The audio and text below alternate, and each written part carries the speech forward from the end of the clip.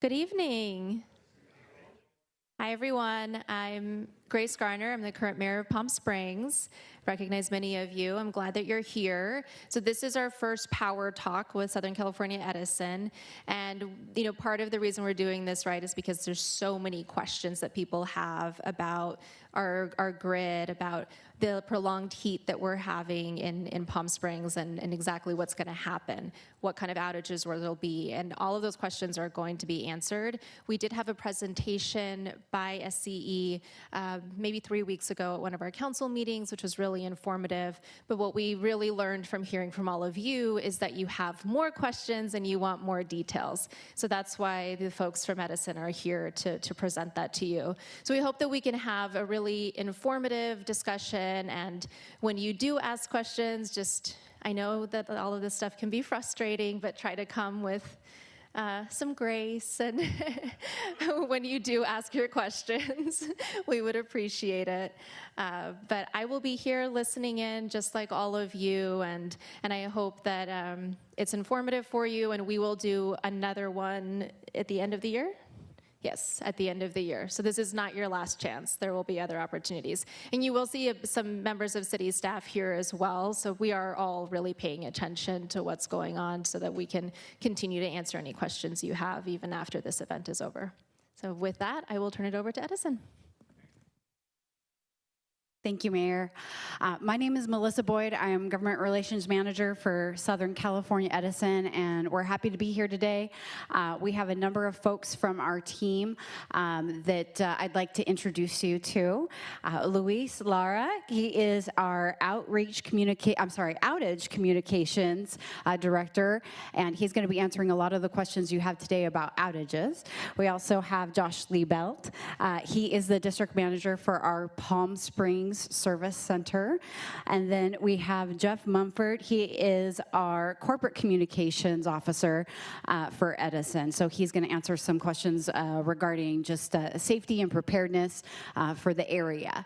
So we always like to start our meetings with a safety moment. And I'm going to bring this up here for you. One of the things that kind of are a hot button issue right now is Mylar balloons.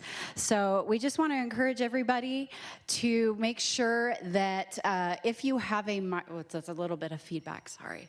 Can you hear me? Okay. Oh, it's a phone, not the feedback, sorry. I thought I was chirping. So our Mylar balloons, they're very, very dangerous. If they're let into the air and they hit one of our lines, it can be causing some significant damage to our lines. And so we encourage you to make sure you always have a weight tied to them. If vendors are selling them, we want to make sure that those are weighted as well. And never try to retrieve a balloon that is tangled in a line. It's very, very important that that knot or is cut. Don't puncture the balloon. Puncture the balloon before you dispose of it. So don't try to do it yourself. We do have a little video just to show you kind of what can happen if a Mylar balloon hits one of our lines. We'll have that play real quick. Yeah.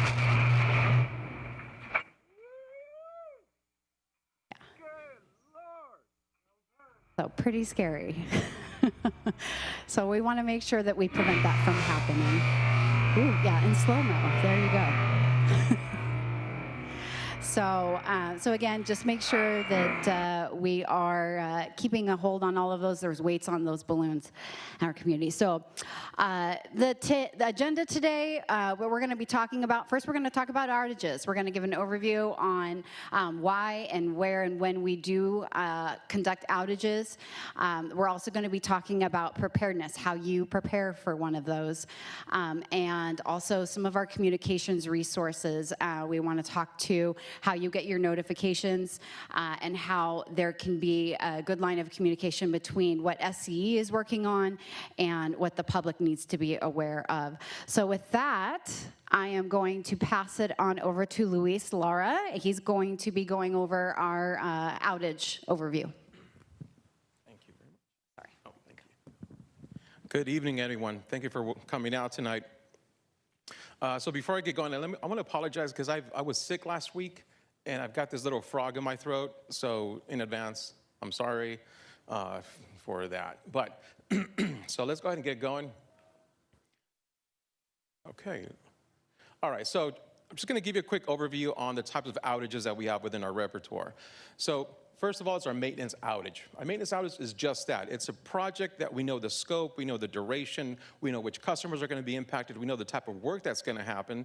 So we do have the luxury to push out advanced notifications to customers. That's for a maintenance project. Our repair outage is also known as an unplanned outage.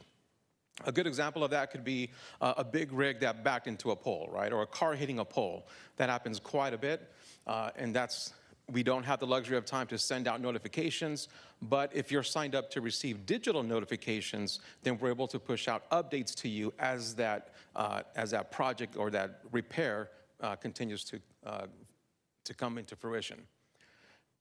Now let me take a quick pause there. Now I did mention if you're signed up to receive digital notifications. Some of our customers are not signed up for digital notifications, so we're not able to push out advanced notifications to them as early as possible. Some customers we only have their home address, and if they experience an unplanned outage event, we're not able to provide any updates for them. So please, you can sign up for digital notifications. A digital notification may include an email, a text, or voice message from us. If there's something happening in the field, crews will update whatever's happening in the field with some information, and that will in turn trigger our system to push out information to you. So again, we recommend please sign up for digital notifications, and if you do already sign up for them, make sure that we have your updated contact information as well, okay?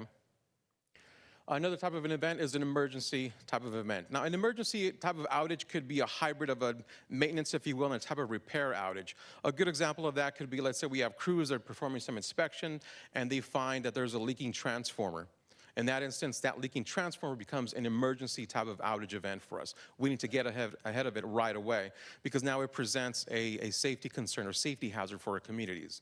Again, we won't have the luxury of time to push out advanced notifications because it's something that we need to jump on right now, right away. So we need to begin shutting out power. We need to begin reducing the scope of the outage impact and start working on that leaking transformer.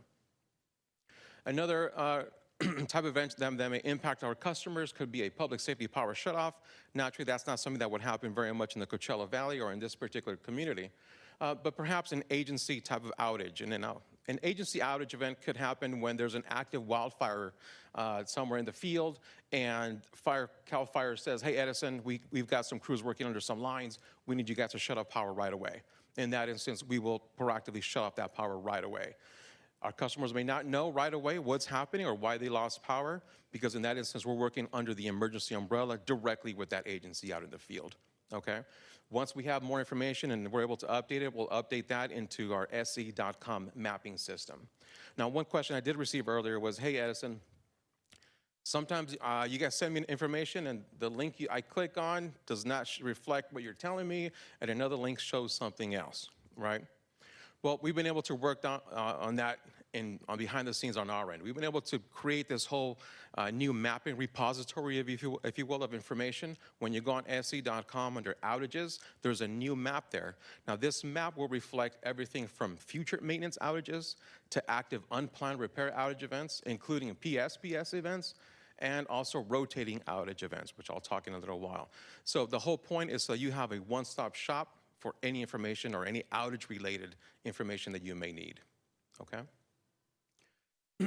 Now, maintenance outages. So again, maintenance outage, we know the scope, we know the duration, we know which customers, we know what we're doing, what we're repairing, or what we're replacing out in the field. There's more control. But let me pull back the veil a little bit just to let you know what else happens behind the scenes in the process. So it's not just we need to replace a deteriorated pole or we need to replace a new transformer. There are more things that go into this now. Now, we average approximately 32,000 or over 32,000 maintenance outages per year throughout our service territory. That's a lot of work that has to get done. That's a lot of work. So as we're going through the process, our local districts, they'll start to review the projects that are coming up. Okay, we need to do a pole replacement because this is a deteriorated pole. It has to get done. It's for public safety or whatever it is. Okay, that pole has to be done. Well, can we bundle that work with something else? So instead of having two outages impacting a community, Can we do the pole replacement and a transformer replacement? Can we do something else involved? Again, we're looking for the opportunities to bundle the work as much as possible. We're also looking at opportunities to reduce the scope of customers impacted. So if we know that we're going to impact, let's say, about 50 customers, well, are there other opportunities or are there other switching procedures that we can form in the field to reduce that scope even further? Additionally, we look at the demographic makeup of the customers that are slated to be impacted. So it's not just enough that we know, okay, 15 customers are going to be impacted, but what does that mean? What does that demographic customer makeup mean? If we have a critical care customer that has a heightened medical need for power, is there something else that we can do? Are we impacting a nursing facility and we're going to de-energize because we're replacing the pole in the middle of the summer? What else can we do? Can we work with that nursing facility? Can we delay this project? Is it of critical nature or not? Does it have to move forward? What else can we do? So it's not just a simple need of, okay, we need to do a pole replacement. There's more thought, there's more work that goes behind the scenes. Now, let's say that we have to do a pole replacement and it's in the middle of a heat wave. Well, it's not just as simple as, okay, we're going to replace a pole no matter what. It doesn't matter what anybody says. There are other considerations that we have to consider. So if we have to do this pole replacement and there's an ongoing heat storm, well, do we have to perform it right away? Does that work require or does it necessitate the need to replace that pole immediately? Can it be delayed? Yes or no? So we have to take all that into consideration. If there's some public safety concern and that project has to move forward, in that instance, we will push that project to move forward. Now, for your communities in this area, a lot of your normal maintenance projects are kind of held back, if you will, during this heat waves. And we have some folks here that will give you more details on that. But it's not just a straight out, we need to do this, just to sign it up. It doesn't matter, we don't care about our customers. There's a lot of thought that goes behind the scenes for that, okay? Let me jump over to the next slide. Now, another common question we receive is, okay, what is the cadence of notifications for our customers? So if you're signed up to receive a digital notification from us, right, whether it's a text, email, or voice message, when that outage gets updated into our outage management system, a notification will be sent out to you approximately 10 to 11 days in advance. We will send out a reminder notification to those customers at about 1 or 2 days in advance. If you are not signed up for a digital notification, then we will push out a mailer to you at about 8 to 10 days out in advance for you. Now, if you are a customer that has a heightened medical need for power, right, you're identified as a critical care or medical baseline customer, then we will take an additional step to reach out to you and call you about 2 or 3 days out in advance, just to make sure that that customer is prepared for that future outage event. Now, I did mention medical baseline and critical care customers. Again, these are those customers that have a heightened medical need for power. So if you have a friend, neighbor, or whomever it is that has this type of need, please let them know that we need to know that on our side. We need to have their account flagged or identified as that there's someone that has a critical need or medical baseline need in that particular home, so that in case of an emergency event, we know which customers are located where and how we can best reroute resources if necessary. Okay? We do take additional steps on the notification front for our critical care and medical baseline customers. Now, it will require for you to reach out to Edison. There is some paperwork and stuff you have to get done. Most of it, you can do it online. It's a simple process.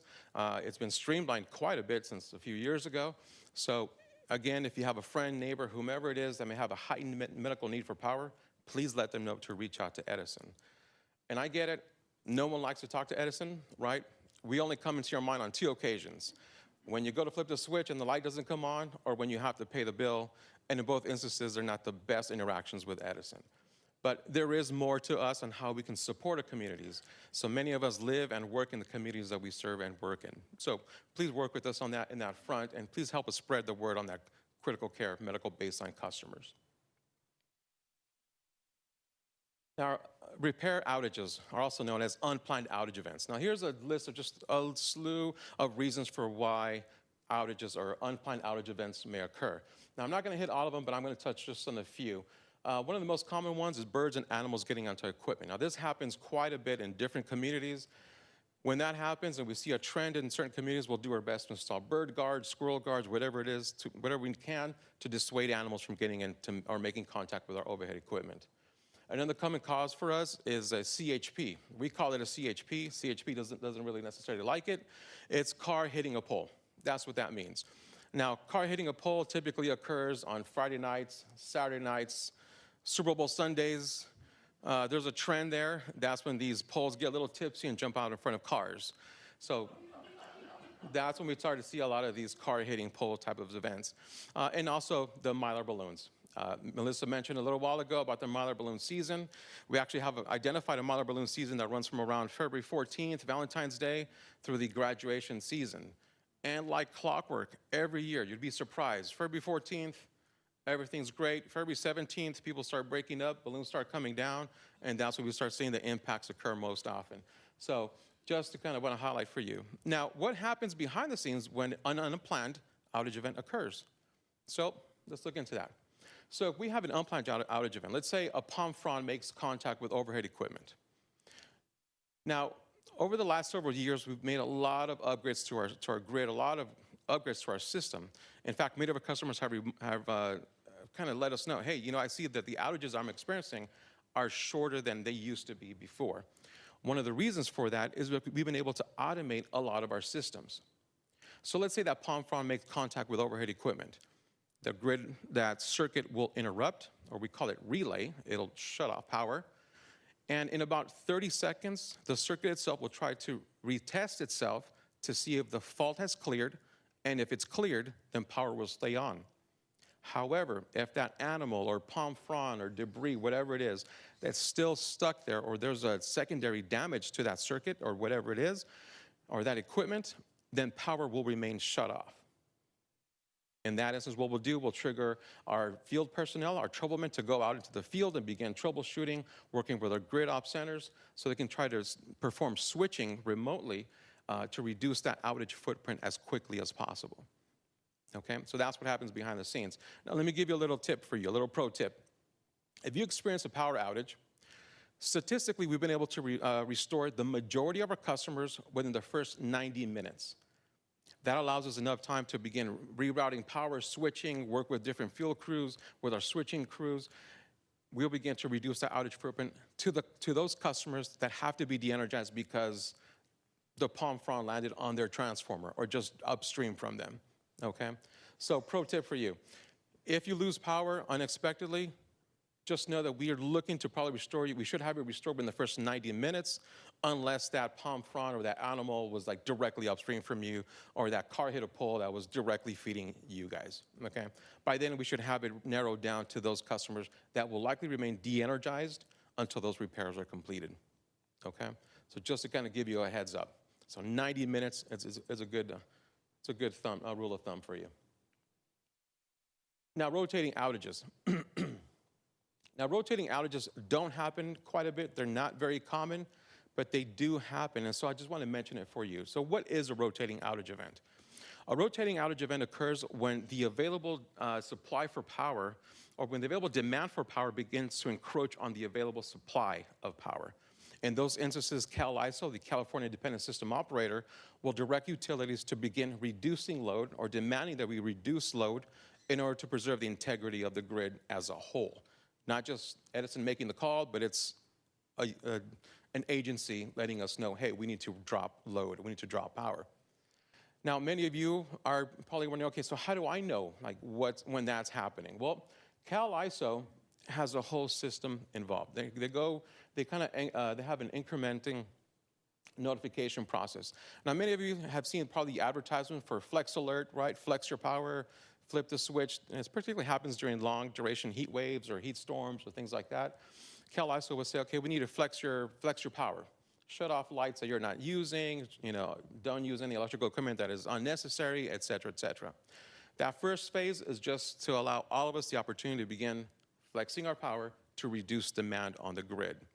If we're still not able to circumvent what is needed, then CAISO will say, okay, we need to move into EEA1, an emergency event number 1. And that's going to require that maybe we have more power providers get onto the grid and start providing more load for California, okay?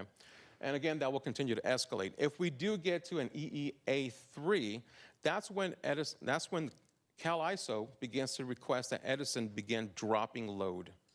And that's when we start looking at, okay, can we engage our commercial and manufacturing customers, which are larger customers that have greater demand? You need to start leveraging your own demand drop load program to reduce the demand on the grid.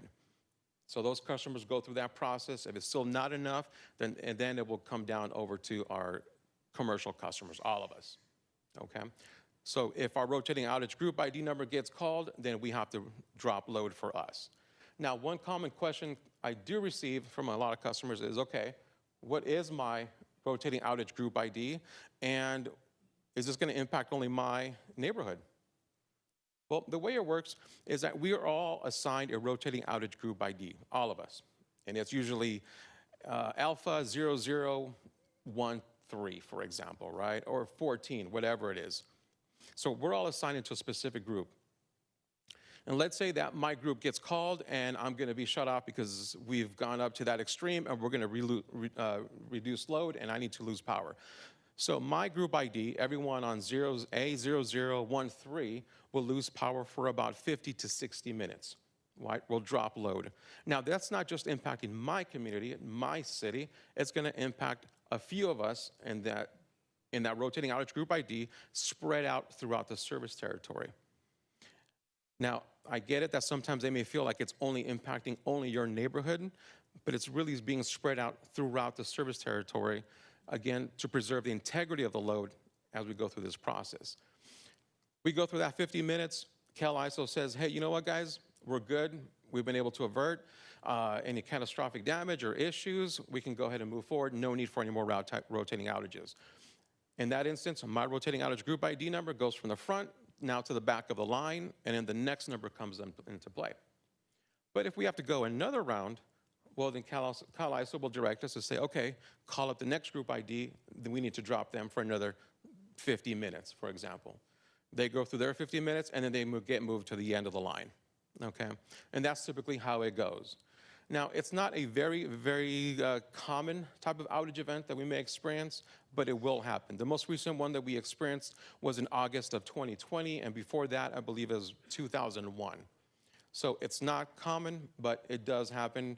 And I know that CalISO has recently been pushing out a lot of flex alerts or energy watches, if you will.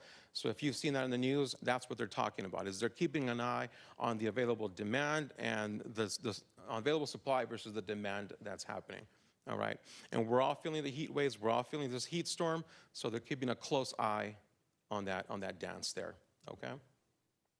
Now you can find your rotating outage group ID number a few ways. You can go on your Edison bill. I believe it's the first page at the top. It'll have rotating outage group ID number. If you received an outage notification from us recently, it now comes up in that notification as well. You can also go onto your account, on my account, excuse me, on se.com. It'll give you that information there. And now you can go on our outage map, type in your address, and then it should give you that rotating outage group ID number. So multiple ways for you to get that rotating outage group ID number. We also have a website on se.com just for rotating outages if you're interested in more information around that and preparing for that in advance, okay? Let me pass it over to Jeff for more information on preparedness. Thank you, Luis. So this is what you get if you break your collarbone and by falling exactly the right way on your left shoulder. So don't do that. It's better skipped, in my opinion. So that's our instruction. You're dismissed. No. Let's take a look at some of the information we have about preparedness. Everybody here has heard of a go bag. You've lived in California more than a month, you've heard of a go bag. You're supposed to have your vital information and some basic supplies and documents you can't live without in your outage preparedness kit. It's really similar to a go bag. I'm not going to go through every one of these, but the point we have here is that we are very focused on safety. It's the #1 company value here at Edison, and this is going to take into account things like medication, medical information, contact information, and so on. We also want people to be prepared at home. Power going off and on can sometimes damage electronic equipment. Surge protectors are necessary. That's not the same as a power strip. They have, little circuit breakers in them, and they keep your expensive things from getting zapped. But generally, when we're looking at what you need to do to be prepared for an outage, it's a lot of common sense things with an overlay of bear in mind that we're talking about electricity. If you choose to get a generator, those have to be used very carefully. They're also not meant to power air conditioning. They're meant to power the fridge and some lights and some charging devices and maybe a fan. So let's just bear in mind that you're not going to be able to replace all of the robust power that comes to any particular residence based on the generators that we can buy. So, one thing I have that I'm really happy about, I have a hand crank AM/FM little radio that stays in my desk next to which I sit, and it doesn't even have to have a battery, and you get a little bit of fun when you, and then the radio plays for a while, and so it's fun to have that, and I bought it on Amazon, so I'm big on those. So we have a downloadable preparedness guide. Everybody knows how to download, and if you don't, well, we're still talking about some pretty common sense information. But we are very clear here, making sure that you have your medical information, your pharmacy, your doctor, all the information that would be very inconvenient to do without if you had to be away from your home for a period of time. So food safety tips, I wasn't sure we should include this, but food can spoil if it's not refrigerated, and so don't eat spoiled food. Okay. I think I'll continue with some of this. Okay, so communication resources. I work in corporate communications, and so I think that's probably why they assigned this to me. We want everyone who can to sign up for notifications for outages. Best done online. You don't have to call the customer service number. You may have had an experience with the customer service number. It has a 5 or 7 minute waiting time. Times, we'll add a 0, so a little bit. No, I'm not, but it would help if one is to endure that line. So going online, getting someone to help, have your bill with you. Anyone can get on the computer on your behalf and help you sign up for notifications. Luis mentioned them. They are intended to be helpful. They really do work. Sometimes we have had human error that triggered more outage notifications than were necessary, and people went through all of the hassle of getting ready for an outage in a hotel room and all of that, explaining to your spouse what that hotel room charge could be an inconvenient thing sometimes. But in any case, so we had outages that people were prepared for, and they came home and the outage didn't happen. Well, somebody thought better safe than sorry, and we have said no. Plan better, get tighter, don't make this mistake again, and don't call for any outages that you don't absolutely need. So we went through some of that this year in Palm Springs, and it was terrible for the people who had to experience it. However, better to be notified than not. Sign up, sign up. All of that is very transparent on the website. If you can shop on Amazon, you can do this. So Luis mentioned the outage map. Well, it's one of my favorite tools. I handle calls from the news media a lot. And they'll say, what's going on over in Palm Desert? We have this outage. And I will look and, well, it's not on the map because the outage has been concluded. And the map is updated every 20 minutes or so, and so that's over. So occasionally I disappoint reporters by saying, I'm sorry, you don't have a story today. But let's talk instead about outage preparation, about signing up for notifications and so on. And we try to, make a useful experience out of it. So this is just a general picture of the map. You can search by specific address. You can search by town name, you can search by county, or you can look at the entire service territory. Generally, you're going to find that the SCE-operated grid is remarkably robust and remarkably resilient. And one of the reasons for that is those maintenance outages that Luis described earlier. They are a pain in tender places. And I'm on a team of people who are revising what the notifications say. And there was one that said, we apologize for any inconvenience. And I went, no, we apologize for the catastrophic burden this is. They wouldn't let me keep catastrophic burden. But we did go away from any inconvenience, because of course it's a convenience. Don't act like it might possibly be inconvenient. Hell yes, it sucks. So put that. So those notifications you're going to see are going to be more firmly worded coming out, and you can just imagine me being in a conference call expressing firm opinions. But nevertheless, we have the ongoing maintenance year-round in order to keep the grid working as well as it does. And if we slow down on the maintenance, we will have a much less reliable grid. We will not be able to connect new residents and businesses. When it breaks, it takes a lot longer. Luis went on about how well planned the maintenance outages are.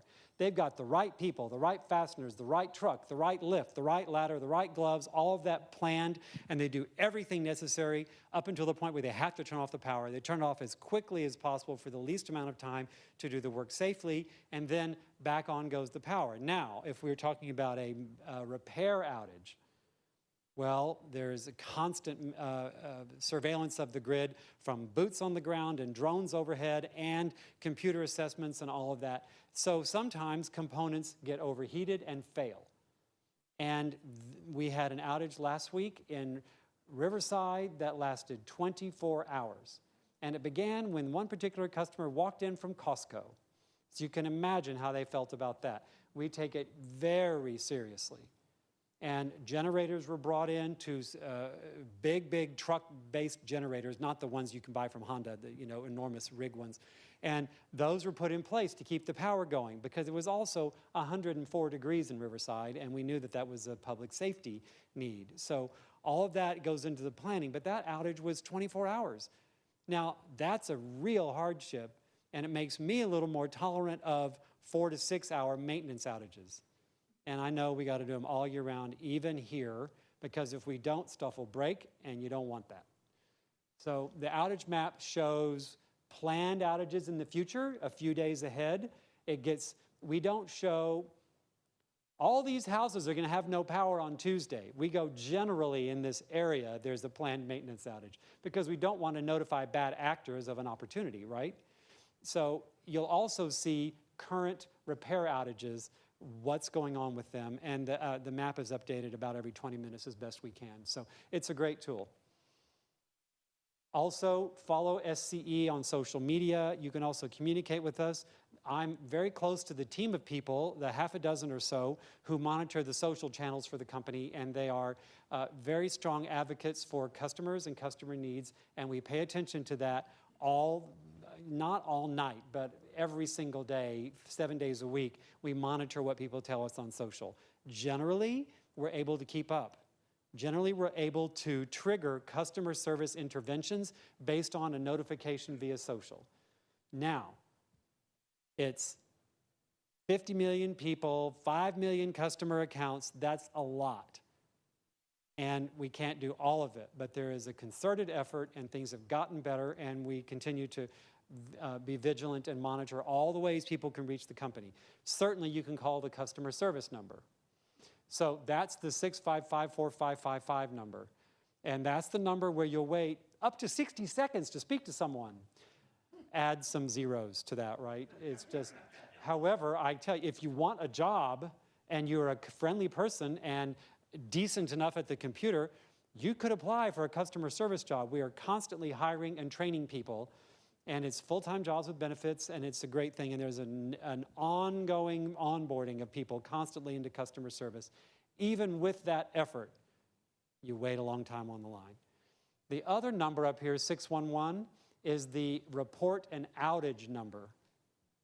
Now, if you call that, you will not be waiting as long as for customer service. But if you call them and cheat, and you're calling that really to talk about your bill, they'll be nice and they'll refer you to the other number that you should have stayed in the first place. So that's the outage reporting line. You can also go on the website and the app to report outages. Often we'll already know because the computers that monitor the grid functions are all over it, and they're usually aware of an outage very, very fast and working automatically and then with manual intervention to reroute the power to lines that aren't broken that can still come in on the other side of a neighborhood, for example. So all of that happens as quickly as possible. In many outages, people don't even know there's a pole down across the street because we were able to route the power around them. You know where that doesn't happen so easily? In the high desert at the end of a road where there's only one line in and that's it. And if that line has a problem, then we have to fix that line. But in the more densely populated areas, it's a big checkerboard, so to speak, and everything is connected, and we can often reroute the power, and that happens with amazing speed. So those are some of the points I wanted to make. Before we take your questions, and we'll ask you to come up here and be amplified so that you can be in the TV feed that's going to make stars out of all of us, right? And I mean, we're going to be YouTube sensations. So I want to make a couple of points. There's a lot of misunderstanding among customers about how they are billed, for example. All the utilities in California pass the cost of power onto the customer without markup. We are now allowed to make no profit on power. SCE makes money by charging a small upcharge, 10% margin, on the work to build and maintain the grid. Power is passed through what you use and what you're paying for it. And there's no markup to the utility. So on your bill, you will see some charges. We are all sharing in wildfire mitigation work on the grid. In order to have a healthy economy in Southern California, we have to have a safe power grid and wildfire mitigation work. So far, the utilities replaced 5,000 miles of power lines with covered conductor. So that means when the palm frond flies up and hits the wire, it doesn't zap and cause a spark and a fire. Instead, it falls up, hits an insulated wire, and falls to the ground, and nothing happens. So very often there'll be sensors that learned that happened, and they may take a look at that circuit. But in general, the covered conductor program is hugely successful, and we have been able to reduce the likelihood of a catastrophic wildfire in Southern California Edison service territory by 75 to 80% in the last few years through the covered conductor program. All of that work is funded through the rates that the customers are charged, and it's done very carefully where necessary in high fire risk areas first, and those are even titrated based on the level of risk. So you'll see some charges related to wildfire work. Well, we have to have safety in Southern California everywhere, because can you imagine what happens to this town's real estate values if the LA economy suffers? Well, we already know that answer. So that's another reason why wildfire mitigation is important, just beyond the safety. So I wanted to mention, how SCE makes money, because a lot of people don't know that we make no profit by selling more power. And that's an ingenious way to do it, because the utilities have no incentive to sell more power to make more money, which causes conservation to be prioritized. And that's just an important thing. Luis was talking earlier about rotating outages. And there are some misinformed radio ads here in the Coachella Valley. I promise my driving does not become too much more aggressive whenever I hear these ads that are filled with misstatements. There has not been, as he mentioned, a rotating outage in the state of California since August of 2020. In last year's record-breaking heat storm, the hottest, the longest ever. We're doing kind of bad this month, but it was really bad last year, as you recall. 0 rotating outages.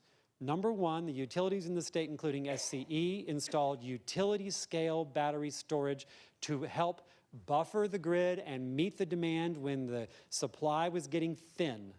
Number two, residential and business customers responded to flex alerts and dropped their demand. One of the most successful of those announcements was a tweet from the governor's office. And then everybody went, oh no, and off went the lights everywhere, and the AC was reduced, and that made a difference. The other thing we have are some automated programs where people have voluntarily signed up, both businesses and residents, to have their air conditioning reduced temporarily during the time of greatest demand. Demand response programs, you get a little money, you get a new thermostat. SCE will come in and drop you down a little bit. By down, I mean make it hotter in your home for a short period of time as a way to automatically manage how much demand for power there is. So between those three things, voluntary reductions, demand response, and utility scale battery storage, we avoided rotating outages. So I was on call one night, the Wall Street Journal called. You know, it's a big deal to talk to the Wall Street Journal when you're in corporate communications. And this woman's saying, you keep saying there's no outages, but I'm looking at it, it says August. I said, yes, August 2 years ago. So then we had a big laugh, and now she's our friend, and she takes our calls, and we're really happy to talk to her frequently. But nonetheless, it's something we're really proud of, and a point I really just wanted to emphasize. We are all going to play a part in making sure that the state doesn't run out of power. Now, if the power supply becomes too little, it's not the utility that is, the utility is instructed to carry out rotating outages by the California Independent System Operator. So it's not our rotating outage. It really is the state's rotating outage. And we hope we don't go there this year, because all the utilities, including SCE, have continued to add more utility scale batteries, despite our favorite excuse ever, supply chain challenges. Those are really real, and yet we've still managed to add batteries, and it is just made a significant difference, to the point that the independent system operator recently put out a news release saying, we don't think we're going to go there this year. We're feeling like it's looking pretty good. As a communicator, I might not have wanted them to put that out, because it can cause some freewheeling behavior and power use, but nonetheless, they're so excited about it, they put out a news release on that topic. So those are some things that we frequently hear about. And one more, and then begin queuing up. Who has a question? Please come, if you don't mind, come talk into the mic here. And then if you don't mind, make a little queue. We're told that we are beastly for doing maintenance in Palm Springs in the summer, and that we should wait until the weather is good and so on, and that we are kowtowing to the winter residents in their huge homes who aren't here all year round, and all kinds of noise like that. What I can tell you is, oh, that is absolutely not the case. We have to maintain this grid all the time. The power grid is the largest machine on the planet, and here we're in the 5th largest economy on the planet, and Southern California Edison manages a very significant part of that economy's power supply. So maintenance has to happen all the time. Now, sometimes we have a temperature threshold. We won't send the workers out in the field if it's over X degrees, and so those outages are postponed a bit. But they can't be postponed for too long, or they wouldn't have been on the list in the first place. So. Okay, we have a few questioners. Thanks. Hi. What's your question? Say your name if you like. I'm Lori. Hi, Lori. Hi. Can anybody hear me? A little closer. Hi. My question has to do with a planned maintenance outage. Okay. And we've had them at different times, like from 11 p.m. to 6 a.m. versus 7 a.m. to 3 p.m. Like, you can get your house cold enough at night to last without a fan or air conditioner or whatever in the summer. I don't care about the winter, but you could never get your house cold enough during the day to not to have to leave. Yeah. And my husband's a medical baseline customer, but we're mobile, you know. So, but you take the dogs and the husband and everybody, and you just go. I don't know. You go to Newport Beach for the day, and by the time you get there, it's time to come back, and the whole thing's over. But my question would be, can you plan many of these for overnight in the hot weather versus during the day? Is that a consideration? Because I've seen them come either way. Is a consideration. Josh, or do you have to pay people overtime overnight, right? It's not Oh, yeah, so Josh Leewell, District Manager for the Palm Springs District. So a lot goes into planning the outages and where we're going to put our crews. So it is a premium time that we would put our crews on to work night outages. And it is a tool that we'll leverage for the right situations. It's not always the safest conditions for a crew to go changing a pole out in the middle of the night. Right. So that is taken into consideration. So during the summer, though, we do take a look at when can we hold these outages. You know, so we'll look at commercial customers. We don't want to put commercial customers out of business for the day. So we do try to mitigate those outages. Oh, sorry. We try to mitigate those outages by doing them at night. And primarily, most of our commercial affected customers, their outages are conducted at night. For residents, it's it's hard. So if you have a super efficient home, you can cool it down and it'll hold all night. You don't have a real super efficient home, and we know sometimes our lows are high 90s. People are trying to sleep, and it affects them where they're like, if you just had it during the day, I could have left and not have been affected by the outage, but no, you held it at night, and now I couldn't sleep all night. And so it is tough to win over both sides. But during the high points of the, high heat times of the year, we will look at leveraging outages that are shorter in duration. So it's jobs that are a little bit smaller. We can get them done, by 2 o'clock before it actually hits the high heat of the day. We'll get those done during the normal daytime. If it's a longer outage, we will do those at night. Just to kind of piggyback on, as well as, pushing off and when we're rescheduling our outages, we just experienced a few weeks of just extreme, more on the dry side, high heat. Hear me? Of extreme high heat. And then we went right into this week, monsoonal weather. Monsoon brought the winds, and we were affected by that. That brings wire down and breaks poles and all those kinds of things. So it's. So my next question is, do you guys think about putting all the power underground, like in a newer community, like Irvine or something, where everything's kind of underground? Is that a? So we're still considered an overhead utility, but it all falls to the ratepayers that would have to, basically fork over that. So there are communities here in the Coachella Valley that have gotten into programs, and they've undergrounded their entire system. I mean, Rancho Mirage led the effort there for their communities, and they basically undergrounded their entire system. So it was a big effort, and it's a big cost, but they got it done. So it's hard to go through, and Palm Springs is adopted from Cal Electric. It's an older system that we're constantly bringing up to speed and up to date, and to make it as reliable as possible. But undergrounding it proactively isn't necessarily in the plans. Popular. Yeah, so. You could use all the Airbnb taxes for that, right? Okay. I have a quick. I'm done. Thank you, Josh. Undergrounding costs between $500,000 and $1 million a mile. All of that expense will be bundled and funded by ratepayers through their bills. And it becomes, it is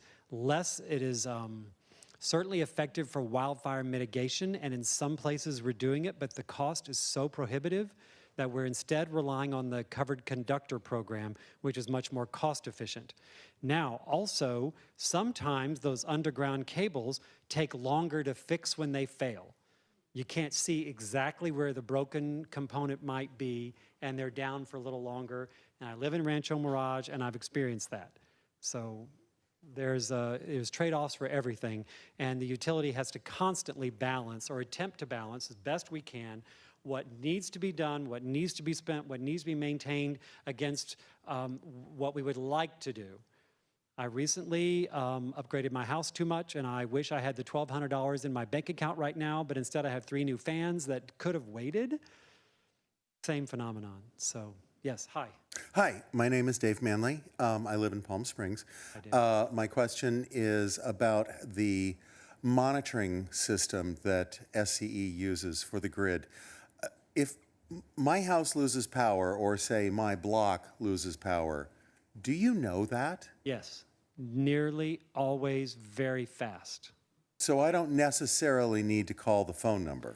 You don't necessarily have to. Now, sometimes it's helpful that we get specific information about addresses. That would come from your call. And our monitoring of the grid might not show specific address, it might show block.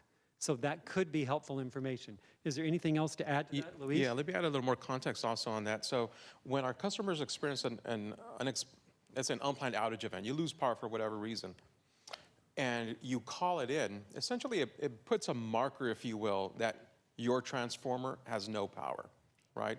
Now, in that call, or when you report it in, there are a couple of the questions that are asked of you. Did you hear something? Do you smell something? Did you see something?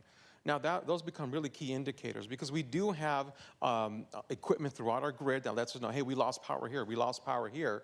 But if something in between those two alarms don't know, like, hey, there was a blown transformer that John heard outside his backyard, well, that'll help us speed up the recovery process by getting our troubleman to that location right away. So you don't necessarily have to call in, but we would really encourage you to call in. You may have some additional details that we may need for our field crews to get out there and support that recovery effort. Great, thank you. A second question. I have solar panels on my roof and a battery in my garage. If the power goes off, is there anything I need to do to make it safe for your repairman? No, your system should be able to island itself or isolate itself from the grid. I would check with your own company that installed all that just to make sure that it's able to do that. Our crews should be okay. Now, if you are experiencing an unplanned outage event or even a maintenance outage and you want to install a generator, right, just to kind of help you guys over through that couple of hours or whatever it is, in that instance, we would recommend, like, please let us know that you have a generator on site or during that outage duration so that we can notify our field crews, hey guys, customer tied to transformer 123, they have a generator on so that if there's any feedback or something, this is where it may be coming from, or watch out, heads up. Thank you. Thank you.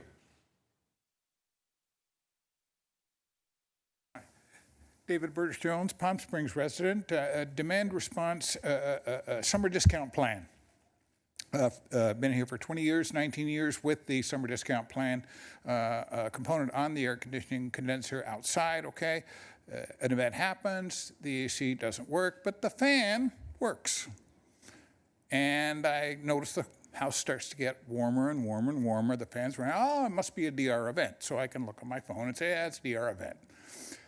Now, turn the system off, thanks to my Nest thermostat that you folks provided for me. But here's the thing.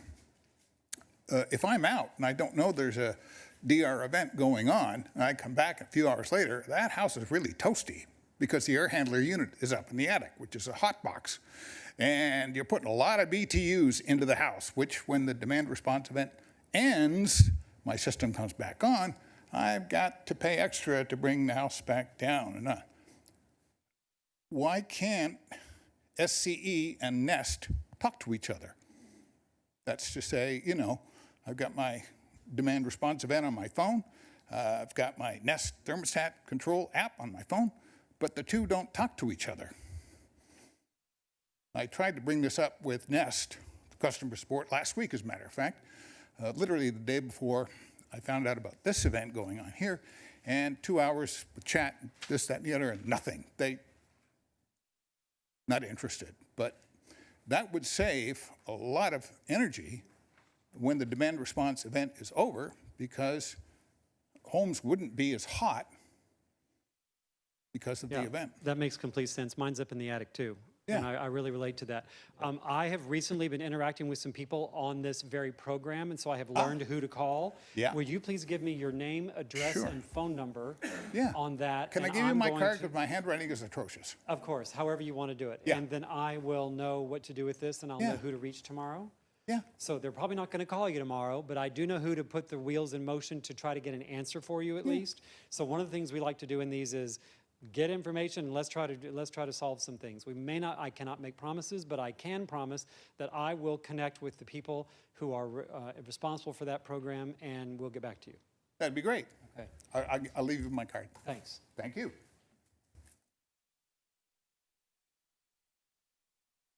Hi.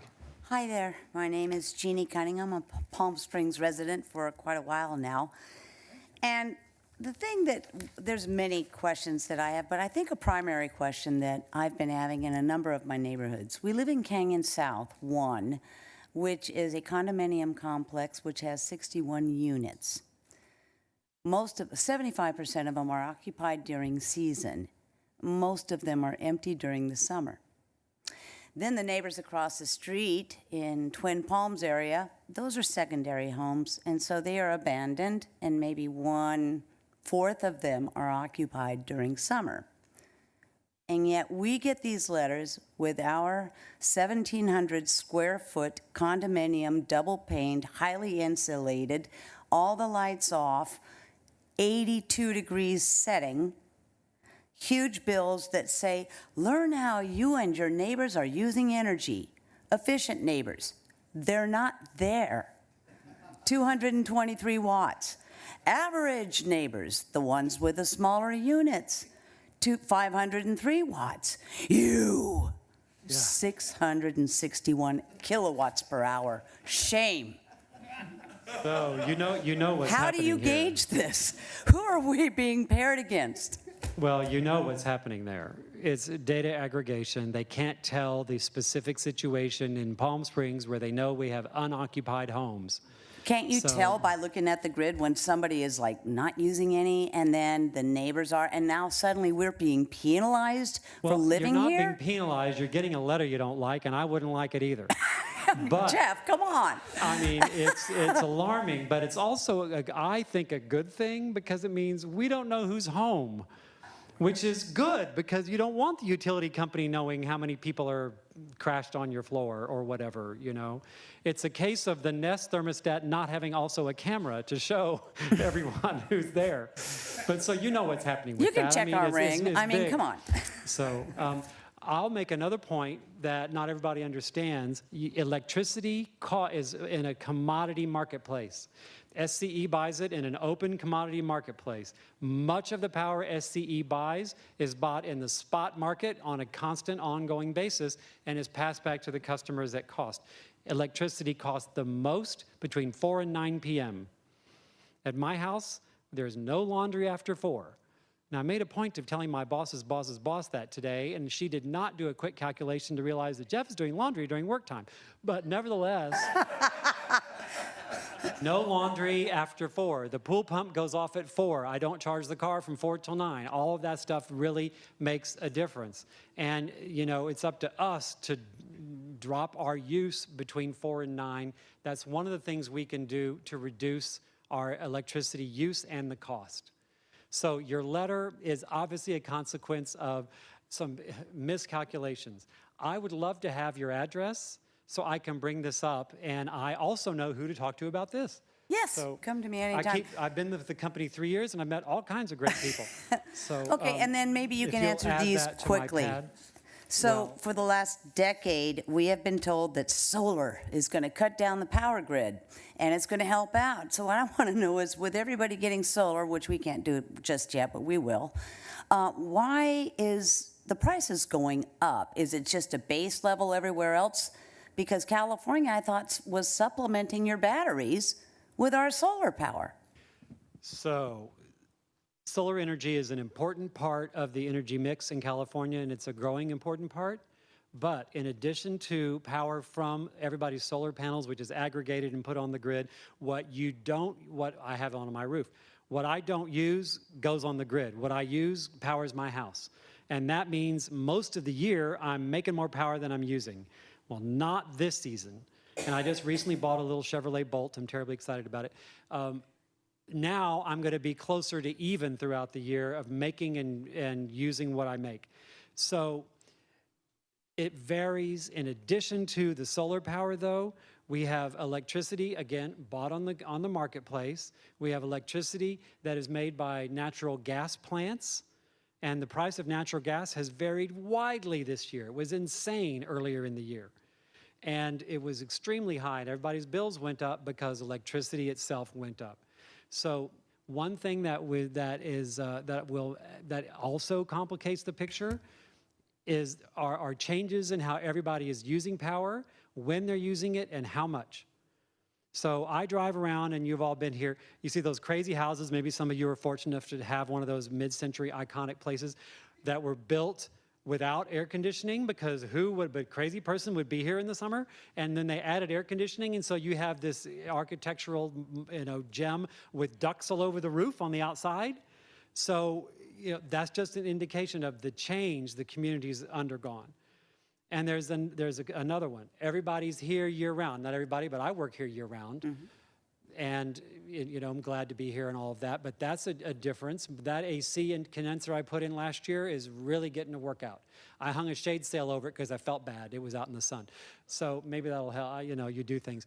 It might be a little more of over-maintaining my house now that I think of it.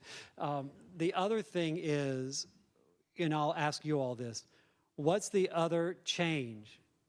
What's different now from 5, 10, 20 years ago? Solar? More people. Yep, that's one. It's not the one I'm looking for. What else is different?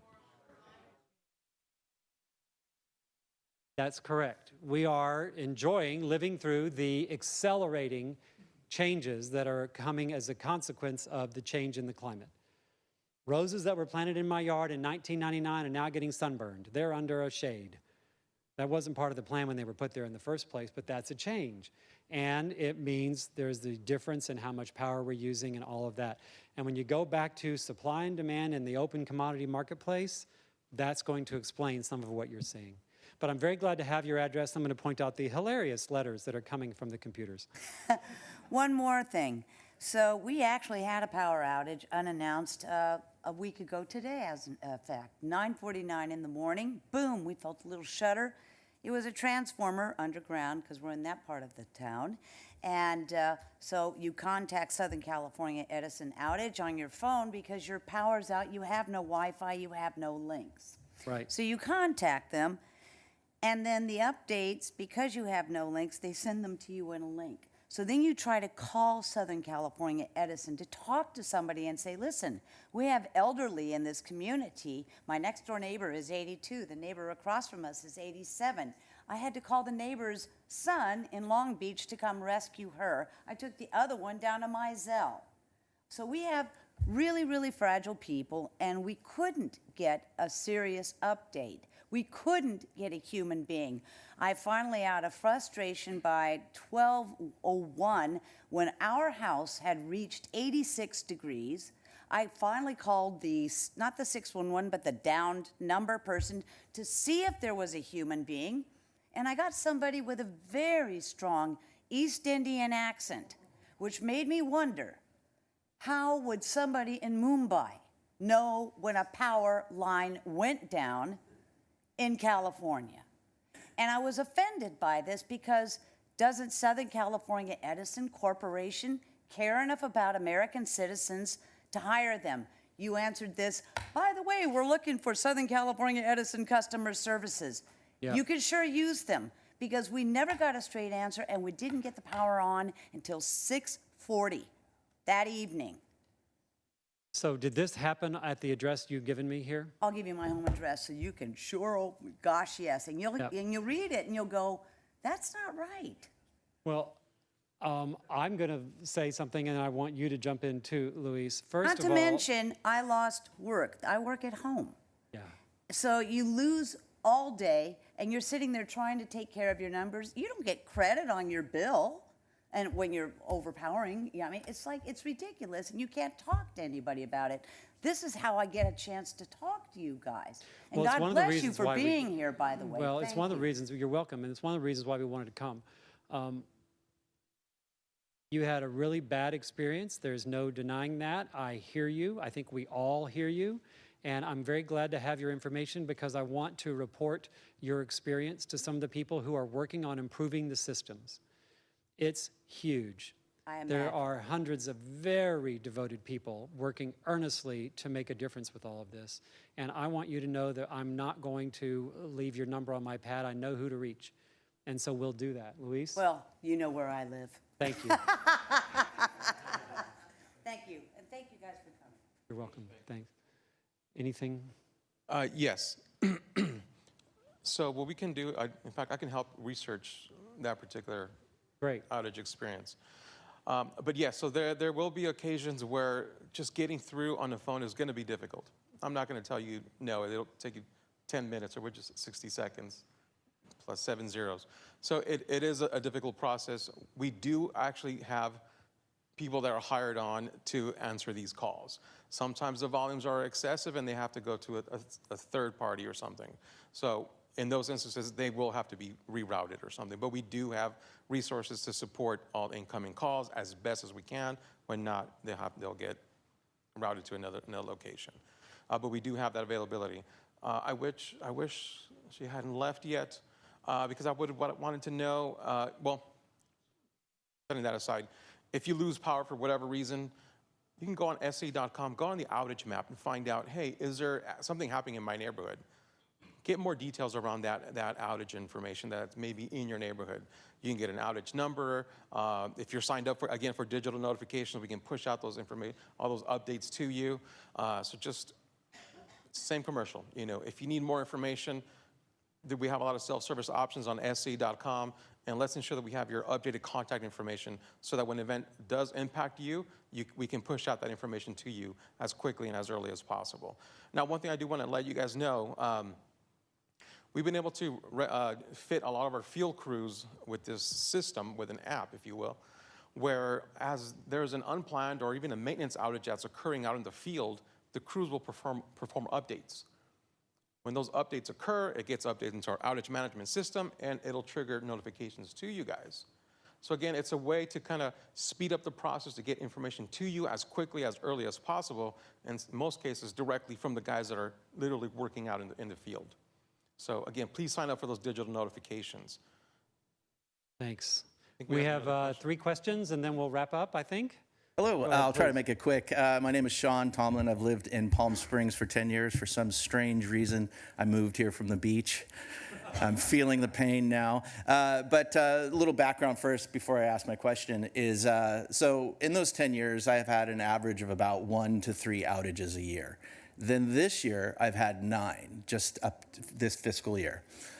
6 of those were planned outages, 3 of them were emergencies or whatever. So I'm going to address the planned outages. The biggest thing with that is it's so hot that it's absolutely unbearable to be home. And it's funny when I tell people, they're like, oh, just put on a fan. And then I just give them that dumb, like, put on a fan. They forget the electricity's out. So a question I have is, maybe it seems a little extreme, but is there even a consideration, especially in desert communities where it's very hot, to give like a hotel voucher or some relief? Because like I said, it's just, sometimes if this happens in the winter or spring, it's bearable, but when it's hot, when it's 3 digits, it's unbearable. So that's the first question, and then I have a second one after that, so I'll let you maybe answer that. Sure. So the initial question is around, do we offer a voucher?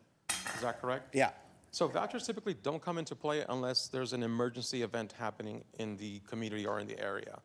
That's when that typically tends to occur, and even then it's a very remote offering, if you will. It really has to be a very extreme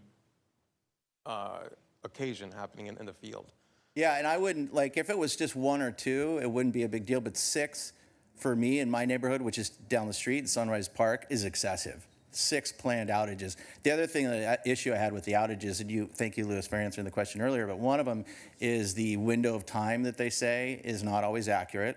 Sometimes it goes beyond that. And then when you check and you go to various resources, one resource says it's a wildfire, another one says there was a car accident, another one says it's a planned outage. So your systems aren't even aligned. So I'm hoping that what you said, that now you have this repository, that is in fact happening. And then I will just say a tip for the room. It is impossible to get through to a rep.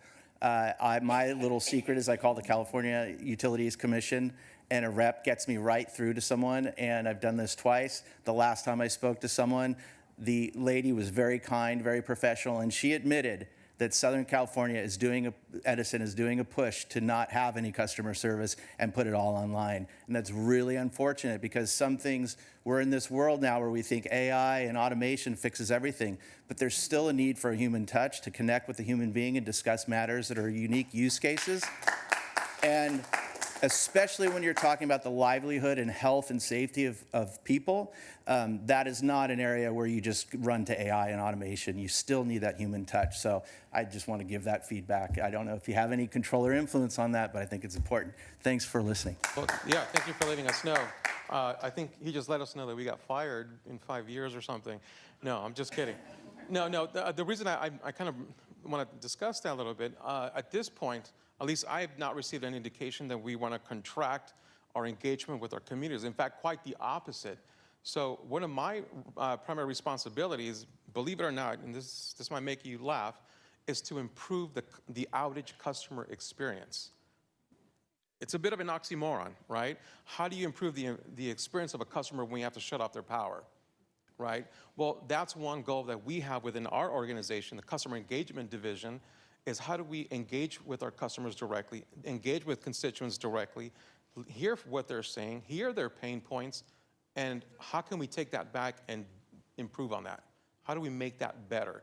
So in fact, it's my job to support that effort for you. In fact, this is one reason why we're out here today, is to have that conversation with you, to continue that ebb and flow of communication with our communities.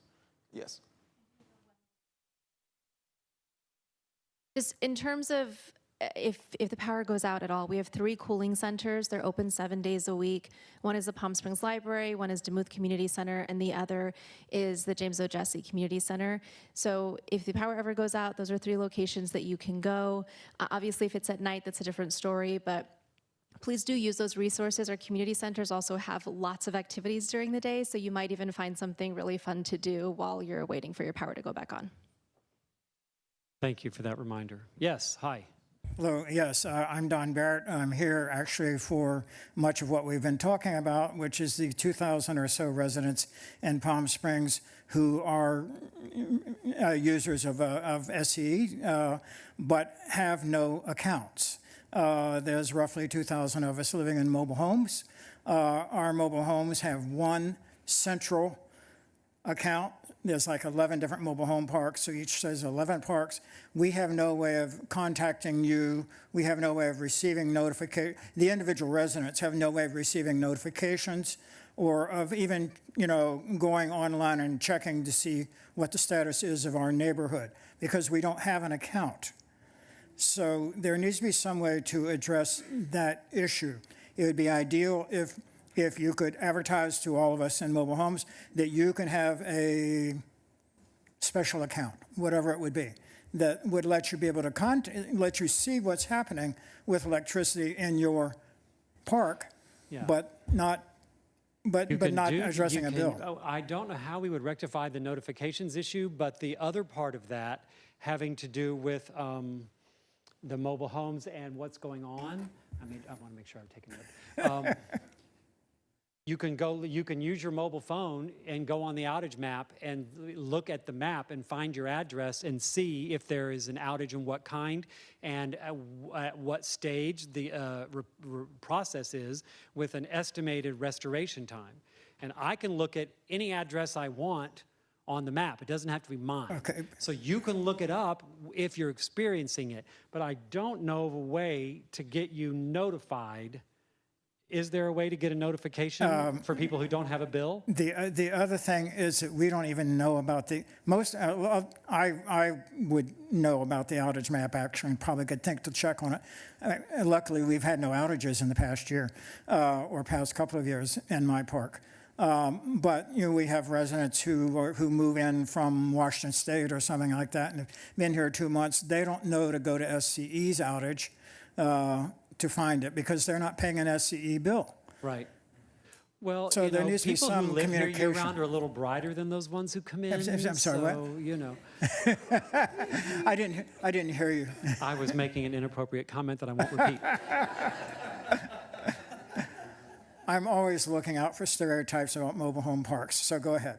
I was saying the people who don't live here year-round are not as bright as those of us who do. So, the Canadians. I live in a neighborhood filled with Canadians, and they're very quiet this time of year. Right. So anyway, there is that issue of no way of handling notification for those roughly 2,000 people that are in mobile home parks.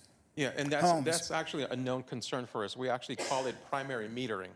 And that's when the meter belongs to, let's say, the RV park. Right? That's the account holder. So theoretically, they're the ones that are the owner of that account. Right. And they should, dispense with notifications, if you will. They should. They should, correct. But their management of a mobile home park, that's... And we also have experience with other customers that are, let's say there's another account of record right? That is, it's a Acme Corporation, Right. but headquarters is out in Rhode Island, and the business is out here, and the units are out here, whatever it is. And that becomes an issue with those primary metered customers. Now, we do have it is a conversation that we're having behind the scenes. Now, okay, I'll tell you what, just between you and me and the Post, okay? We are looking to revamp our outage notification process. We are looking to revamp our verbiage, like Jeff was saying, on what we engage, how we communicate and what we're saying to our customers. But also what's called an ADMS, our outage management system, is moving into a different iteration, a new version of it. And along with that will come different functionalities to help with the notification aspect. And one of those that we're looking at is our primary metered customers and our larger cogen customers, because we do have some difficulty sometimes connecting with some of the larger customers.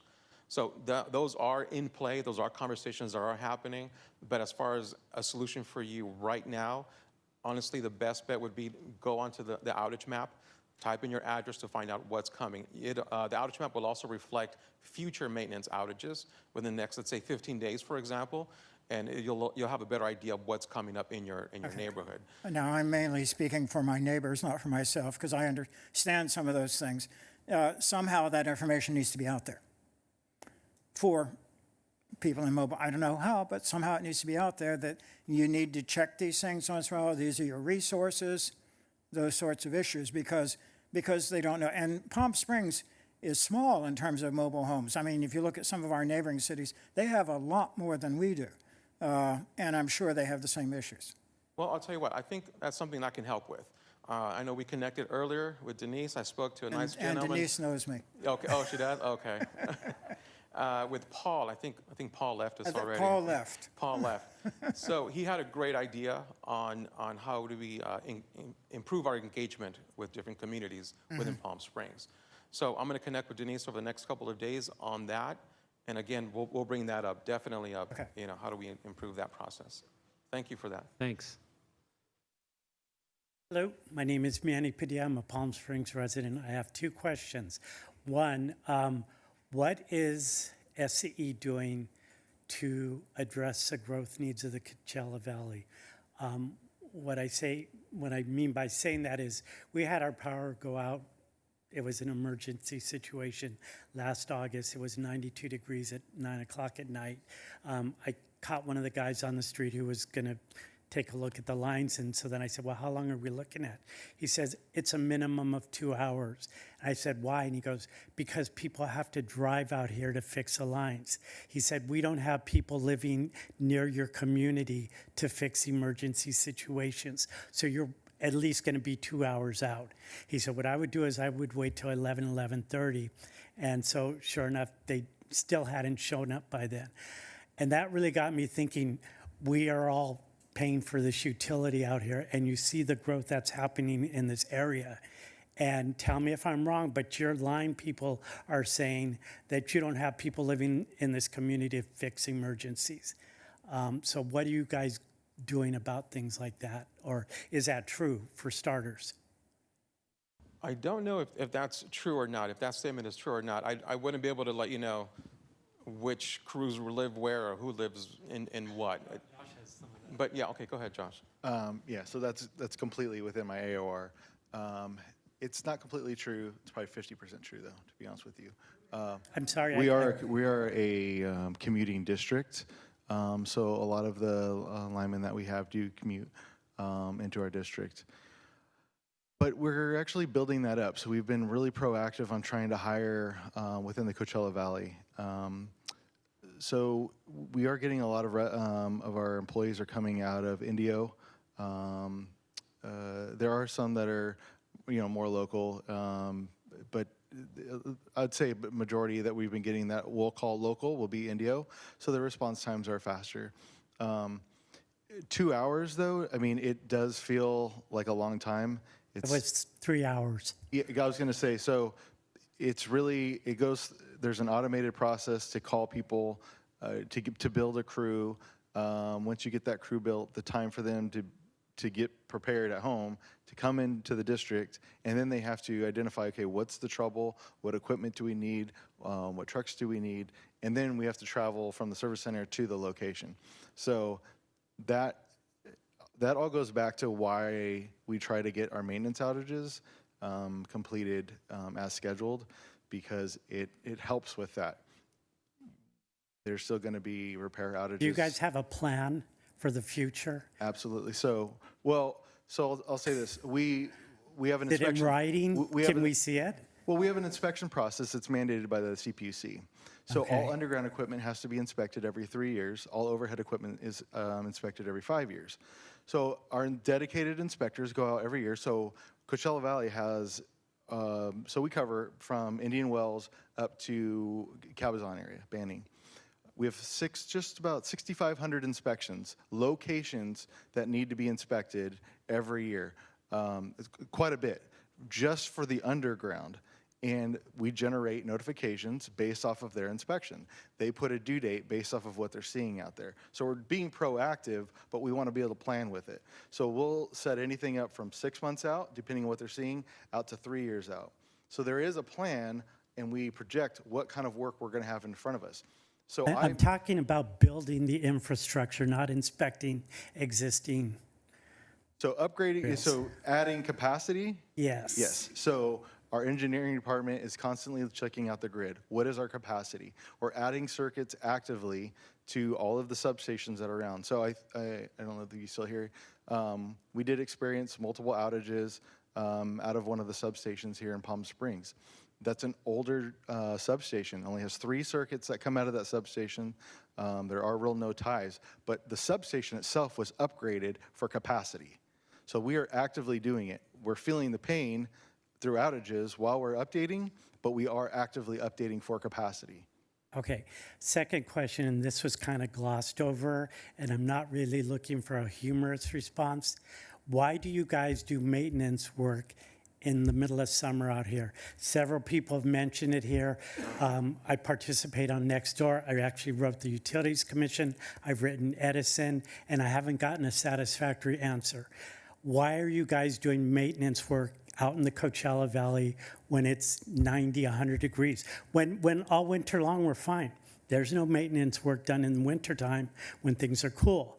But then we get into these disaster situations that people are describing, because it is really scary when you're relying upon you guys to provide us with power, and especially with a community that lives out here, so many mature people. It's frightening to them.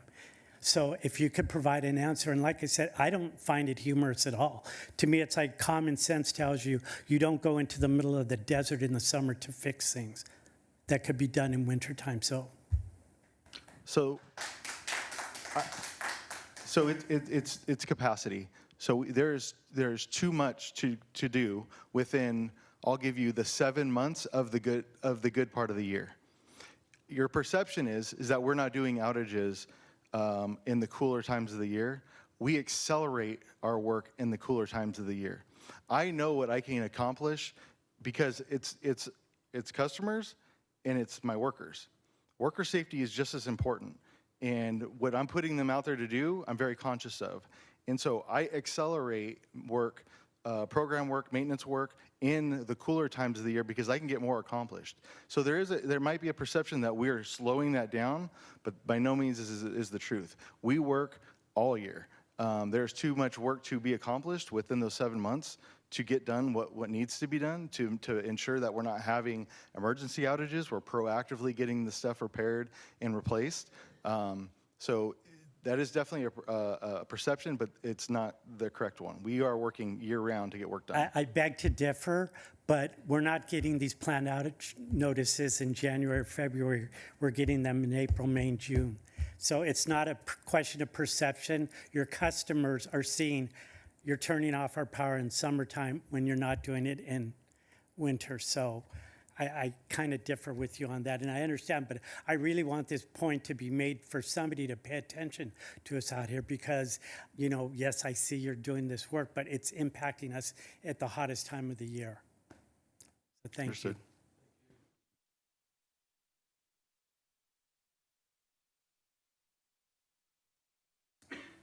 you. Hi, I'm Michael Hastings, and I live in Palm Springs.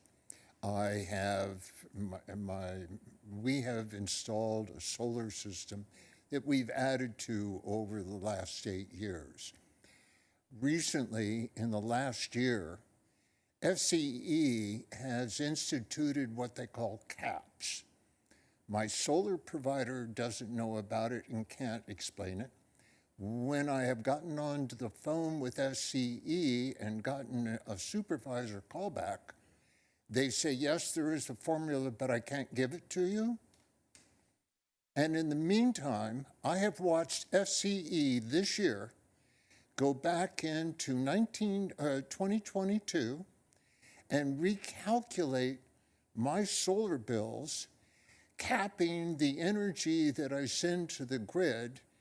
And they're essentially saying they're not going to pay for thousands of kilowatts over a year that I sent to the grid because I reached my cap.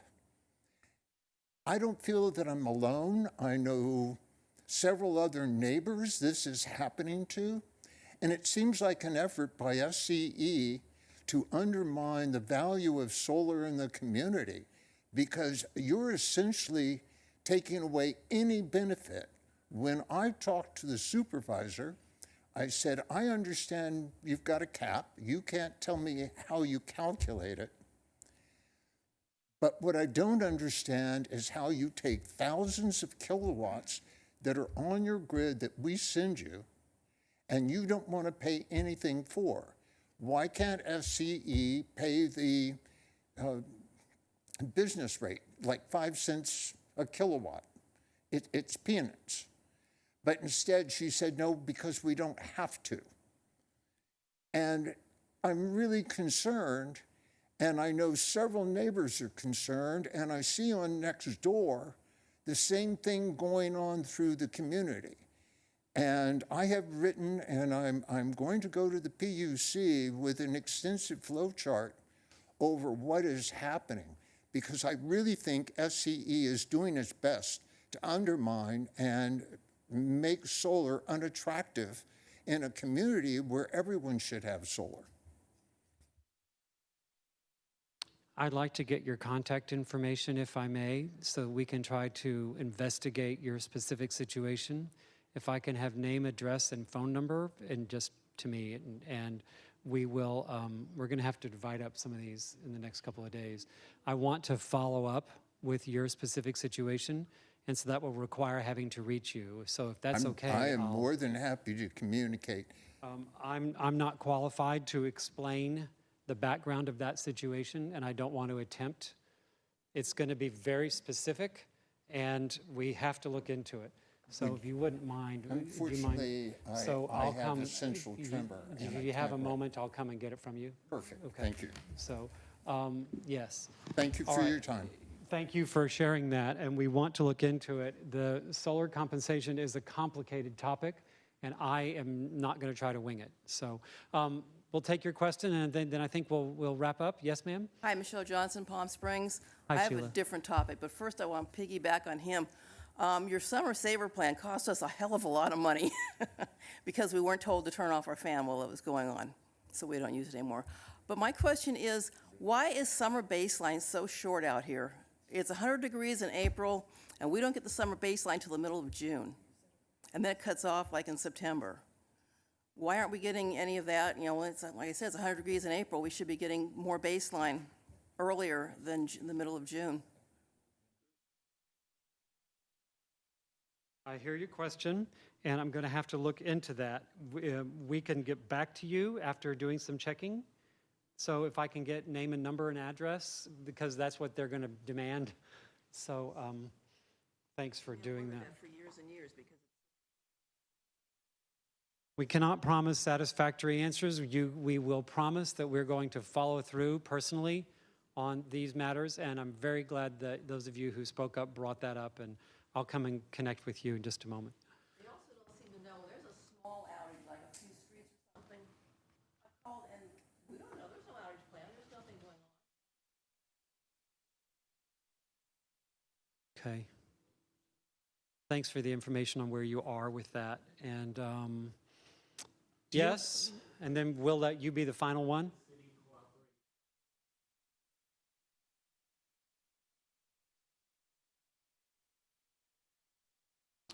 Well, some of these are going to be about specific customer concerns, and we won't be able to share that.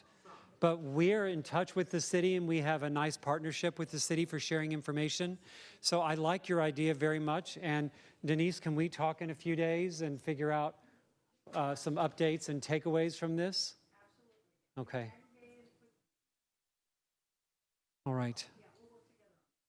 Great. Thanks. You want to wrap? Well, thank you everybody for coming again on behalf of Southern California Edison and our team. Thank you, Mayor, for having us this evening.